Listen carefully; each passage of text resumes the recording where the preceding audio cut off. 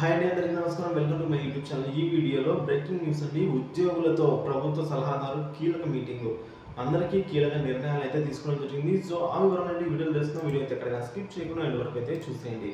AP NGO ఉద్యోగులతో ప్రభుత్వ సలహాదారులు సమావేశాలండి. సిఈఓకి ఆంధ్ర పెన్షనర్స్ పార్టీ అయితే ఫిర్యాదు చేసింది ఎన్నికల అధికారికి అయితే.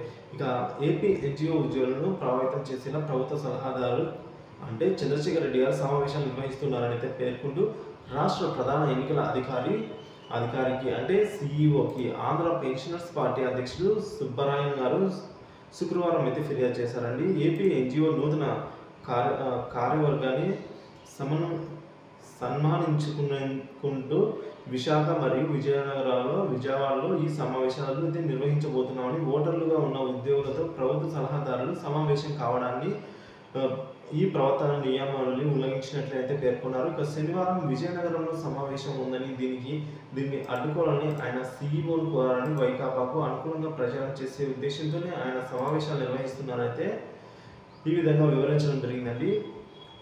సో ఈ విధంగా అయితే ఏపీ ఎన్జిఓ ఉద్యోగులతో ప్రభుత్వ సలహాదారు సమావేశాలు సిఈఓకి ఆంధ్ర పెన్షన్స్ పార్టీ అయితే ఈ విధంగా ఫిర్యాదులు అయితే చేసేది. ఇప్పటివరకు మనకు తాజా అప్డేట్ న్యూస్ ఇన్ఫర్మేషన్ నచ్చినట్టు ఒక లైక్ చేయండి. Thank you for watching this video.